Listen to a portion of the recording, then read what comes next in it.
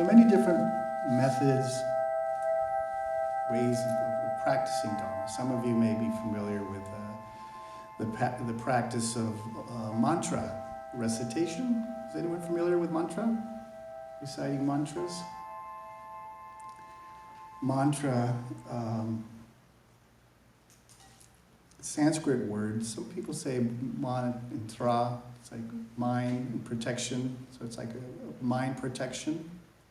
And it's also like counting the breath. The mantra is your placement of your attention. You can use it as that to keep you present, reciting the mantra. But also it has another aspect, a quality. A mantra, many different mantras. But the mantra that I'm going to introduce you today, it's for a specific, bodhisattva. The bodhisattva in the Mahayana Buddhism is what one connected to the Mahayana, practicing Mahayana. That's what they aspire to be, a bodhisattva. Bodhi is awake. Sattva is a being, so a bodhisattva, an awakened being. There are many bodhisattvas. I would say word, but they're still around. They never went anywhere. And the Buddha had these disciples, his main disciples, main bodhisattvas. And each bodhisattva, they're realized beings. You could say they're just about to be a Buddha, but they don't want to completely wake up yet because of their wish. From the Mahayana. Mahayana means the great vehicle, the minivan, more people. Their wish is to, may I attain awakening for the benefit of beings, or may I never attain awakening until all beings are awakened. Different attitudes in the bodhisattva. So that's, in the Mahayana, that's the practitioner's wish. That's a bodhisattva who has realized emptiness. Their wishes, not until all beings are awakened. Or may I attain awakening for the benefit of all beings. And so they help. They're always helping. The first responders. So each bodhisattva, different bodhisattvas, have a mantra, which is a syllables. And you recite, the recitation of these syllables activates the bodhisattva's, you could say, his activity. You're connecting in his activity and you're activating. Their activity is already activated, but you could say we're kind of like plugging into that. So the mantra, you could say, is like a phone number. You're calling the bodhisattva, You have a specific phone number, which is the mantra. And each bodhisattva has a specific quality. They have all the qualities. They've attained all the qualities: compassion, wisdom, skillful means, methods, aspirations, wishes that all beings be safe from harm, happy and safe from harm. They've accomplished all that. So their qualities, each different bodhisattva has this specific quality. They have all the qualities, but they kind of have this one specific quality. Like Manjushri, the bodhisattva Manjushri is a bodhisattva of wisdom. And Manjushri, before he was a bodhisattva, he was one of the Buddhist disciples, a monk, Manjushri. His mantra is Om Arapachanadi. Om Arapachanadi. And you recite that. I always recite that before I give my talk, because I'm dialing in, connecting to that stream of energy, that Manjushri's wisdom. Kind of like, I'm getting out of the way, Manjushri, have at it. Manjushri's wisdom, have at it. I get out of the way. There's Vajrapani, another bodhisattva. His skill, his quality is skillful means, methods. Very skillful of how to help. Skillful means, upaya. And then the mantra that I'm going to recite is in Tibetan Buddhism, it's a famous mantra. All the Tibetans are always reciting it. And me as well. And the mantra is, the bodhisattva is Avalokiteshvara, which was also one of the Buddha's main disciples. If you're familiar with the Heart Sutra, you'll see he's the main character in that, the main actor in that play. Avalokiteshvara. The bodhisattva of compassion. His quality is compassion. Really, he made wishes and refined that quality.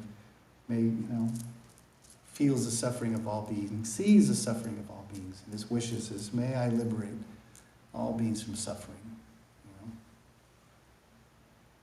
Compassion, that's compassion.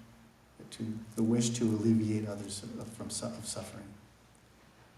So, through his practice, through his wishes, that became his refined quality, his cell number, his digits, So to connect to the bodhisattva Avalokiteshvara, in Tibetan is Chenrezig, the mantra that we recite to activate, to connect to the stream, this quality, is Om Mani Padme Hum, which is in your book, in the page that I gave you. At the last page is a little picture at the bottom in Tibetan,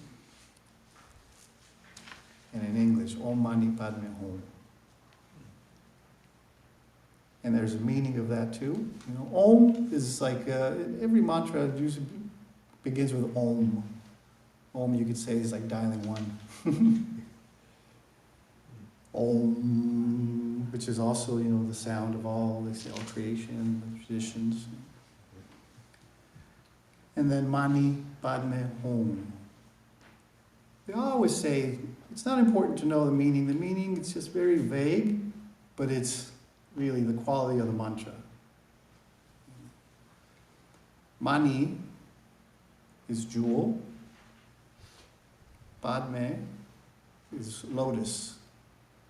And hum, or Tibetans say hum, is like the syllable, the sound of, they say, wisdom, complete wisdom. So many of the mantras start with Om and with Hum. So Om, the jewel, lotus, wisdom. Or you could say Svaha. So Om, the jewel, lotus. You could say, praise the jewel lotus. All praise for the jewel lotus, the jewel in the lotus. You could say the jewel in the lotus is this awakened mind, our true nature, the jewel. And some of you are familiar, you see the Buddhas are always on the lotus. The lotus represents that the lotus comes out, grows out of mud. Grows out of mud, comes up in the lake, opens up. Clean, unstained, right? No mud inside the lotus. So that's the analogy. You see a lotus. So the jewel in the lotus, the jewel is our true nature, our awakened mind. It's always unstained. So all the thoughts that we think of, how terrible we are, or we want to be meditating and we think of something that, that doesn't, why is that here? Doesn't matter. That doesn't stain that jewel. It's just temporary. Just like incense, temporary smoke. It's gone, right? But it never stained our true nature, never stained space. It was in space for a few moments, temporary, and dissolves. So, Om Mani Padme Hum. Praise the jewel in the lotus. That's Avalokiteshvara's mantra. And we recite this mantra, as I mentioned, to connect to that quality. This mantra, each syllable also, if you read that, each syllable is going into the sound and the light. We visualize the light going into all the 6 realms, the 6 realms of existence. The Buddha said there were 6 realms of beings. If you see in there, there's the God realm, the jealous God realm, the human realm. These are the top 3, they say. We're on the 3rd. And then there's the bottom 3, the animal realm, the hungry ghost realm, and the hell realm. And some say, these are places, like hell, places you go to, but really it's a state of mind. And we might think we're in the human realm, but if you think about it, throughout our day, we go through all those realms. You know? And all those realms represent something, like the God realm. We could be very arrogant and prideful, right, in the moment. We feel really good that our team won, or we feel good that we got a promotion and kind of look down on somebody else, or whatever. That's a God realm. That's a God state of mind, pride. This emotion, the disturbing emotion, there's pride. The jealous God realm, envy. Jealous. Even though it's a God realm, it's a higher realm than a human realm. But a God realm, they're not satisfied with what they have. I want what Gary has. I don't like my copy, I want Gary's copy. You know? Little kids do that, right? But you have a toy too, but I want that one too. We think that's little kids, but we do the same thing. If we look at our minds sometimes, you know, we're not satisfied, and we have. But we want that. Jealous God realm. And then there's a human realm. The human realm, the emotion there is desire, craving. Because of desire, we take form as a human. And yeah, we see how we work. We're always craving after something, right? Always want something. Non-stop desire. But the good news is that out of all these 6 realms, the human realm, where we're at right now, is the best place to be. Because there's just enough suffering and just enough pleasure. Balance. Not too much suffering. Like in the God realm, too much pleasure. So much that they're, or wine, grapes, somebody's feeding them. It's just too much. So they don't have any space in their mind to benefit beings, to help someone. It's very... The jealous God realm, they're too jealous. Jealousy is so strong that they can't think of outside of that. Oh, what's going on? But the human realm, just enough of both, where we can see, is this it? God realms, they just say, this is it, man. Jealous God realms, this is it, but I want that too. The human realm, there's moments, right? Is this it? We have everything. We're not jealous, we're not prideful, but we're just like looking into the heart of the matter. Is this it? And for some of us, we kind of begin our path. Come to Long Beach meditation, learn about meditation, learn about the dharma, learn about mantras, so because curiosity, we're open, we kind of see there's something more. And then the lower 3 are the really difficult ones, the animal realm. That state of mind is extreme dullness. So be careful, Gary. And sleepiness, because animals are just eat, drink, sleep, right? We have cats, we have dogs, right? They spend hours just sleeping, right? They only wake up because they're hungry. And animals in the wild, they're just predators, they're just eating, killing, us, sometimes we'll kill a mosquito, we might be like, oh, I killed him, We feel bad, right? Or sometimes there's like, yeah. But sometimes there's like, oh, I heard something, You're driving, you hit the cat. I hope he's okay, But in the animal world, it's very difficult. The mind is just eat, sleep, eat, sleep. And then the level below that is the hungry ghost realm, which is another realm where it's just hungry, it's never satisfied. They connect that to addiction, folks with addiction. The hungry ghost realm never can satisfy. So in the hungry ghost realm, it's hard to find a AA meeting, a group, because that addiction is so strong. And then the hell realm, the lowest. That state of mind is aggression, aggressive. So aggressive. Which, we get mad sometimes, right? We're kind of in a hell state of mind sometimes, but sometimes then we snap out of it. So that's the good news of being in the human realm. But in a hell realm, that state of mind is constant. Aggression.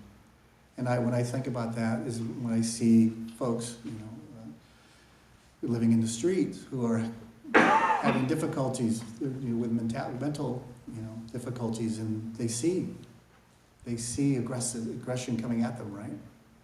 They see the world as an enemy. They're coming to hurt me. They're coming to get me. So that's from an extreme, perpetuating aggression in life. In a human life, if you're perpetuating this anger, chances are, you're going to be. Some people are right. Say, he's always angry. He needs anger management because of perpetuating this aggressive state of mind throughout many, many lives. Not just this one. So this mantra, Avalokiteshvara, saw that. So he said, his mantra, this mantra that connects with him says, I wish to liberate all beings from all the 6 realms from suffering. And if you recite these syllables by my digits, Om Mani Padme Hum, and it's a very elaborate practice. But basically, just very simple. Imagine as you're reciting Om Mani Padme Hum. And each light has a color, if you look at colors too. But you can just recite it and imagine like rainbow-colored lights. Imagine like a white sphere on the top of your head. That's Avalokiteshvara, bright light visualization. Sending out all these lights, rainbow lights, kind of like a rave, just lights everywhere. Anybody's been to a rave? Imagine being at a rave and lights just, whoosh, and everybody's like, oh yeah, thank you. Benefiting, happiness, no suffering. Imagine something like that. So as we recited, Om Mani Padme Hum, Mani Padme Hum, Om Mani Padme Hum, Mani Padme Hum. Lights coming out from this light and going out. And you can visualize in this sphere of light above your head, in the center, the mantra is in the center, in the heart, spinning. And the faster you recite, it spins faster, and whoosh, big party, Coachella. Lights going into all directions, all beings, every corner of the world. LA, Chicago, and hitting everyone. People getting taken away, the people who are taking away, it's hitting them too. Liberating them of their suffering, their aggression, right? So leave nobody out. Is it simplified? No one left behind. So let's try this. What do you say? So the mantra is Om Mani Padme Hum with a M or a Hum in Tibetan. I don't know what it says on the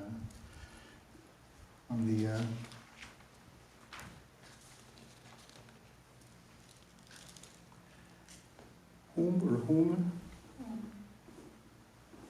So I'll start it, and then I'm going to speed up. So yeah, you're welcome to speed up or just continue at your pace. And I really encourage you to say it out loud. There's mantras that you say silently. It's like a secret mantra, in your mind. This mantra is to be sung out loud. It's like a spiritual. Oh, Jesus, Send it out.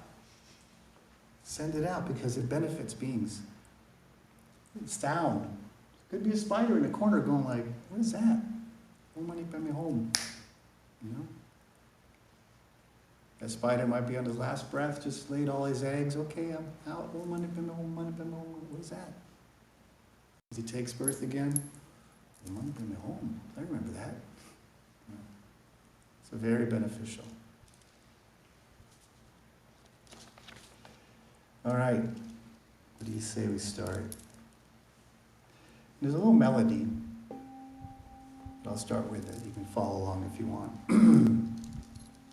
And this is a mala. It's called a mala or a rosary. It's got 108 beads on there.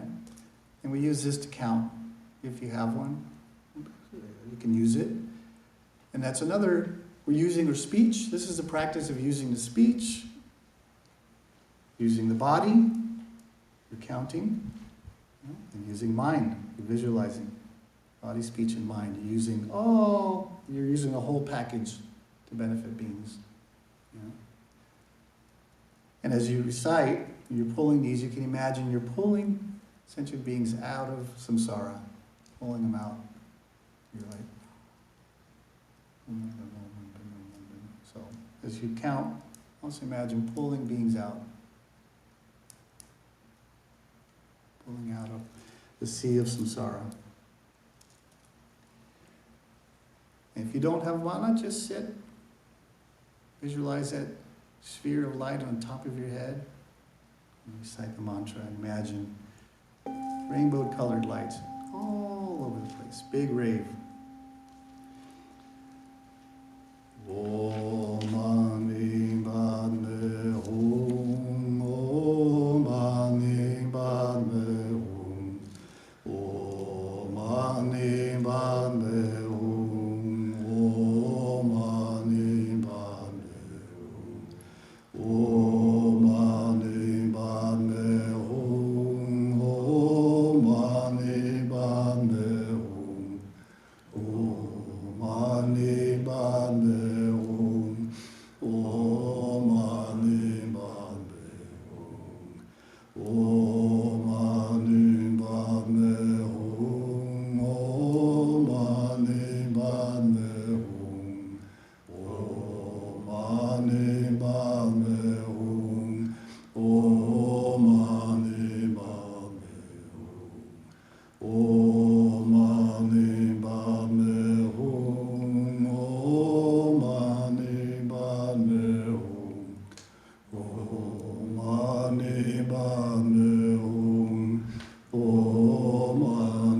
Om Mani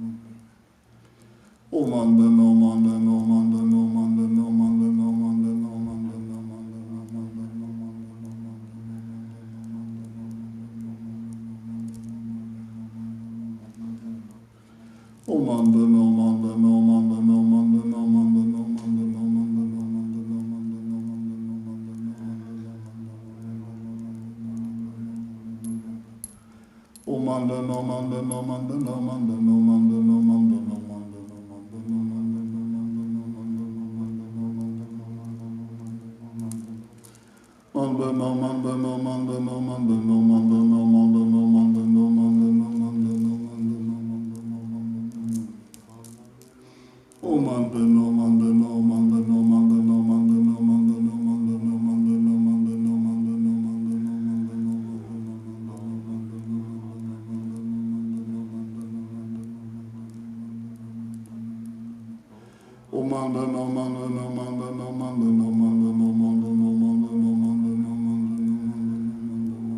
Hum. Om Mani Padme Hum. Om Mani Padme Hum. Om Mani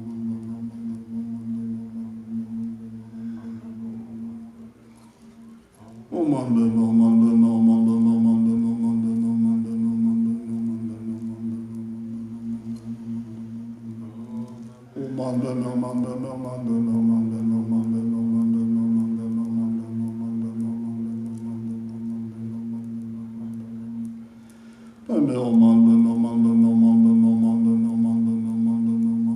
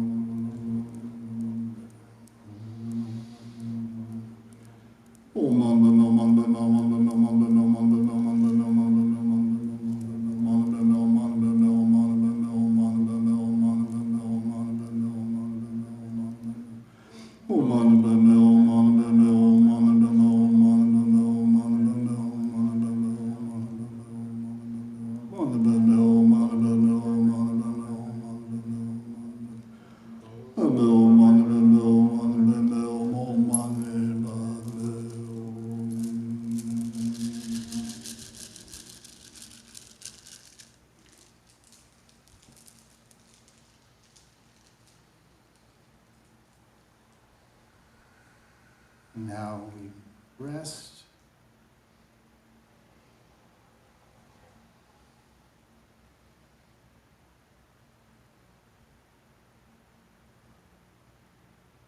Just rest and open awareness.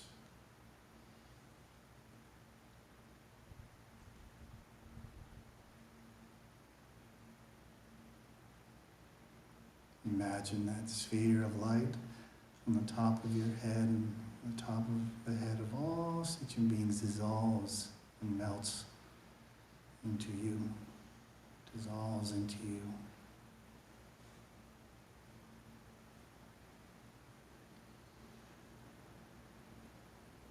And you are Avalokiteshvara, a bodhisattva of compassion.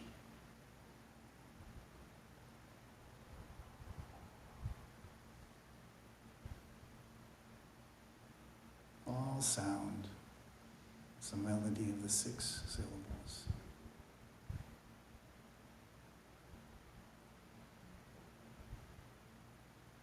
All thoughts of the vast expanse of great wisdom.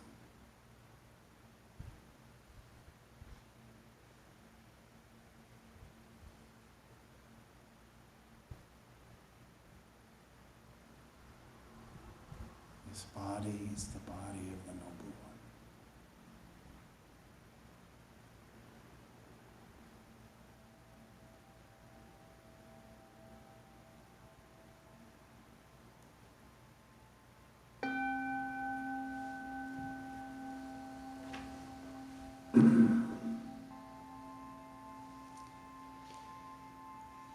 Thank you.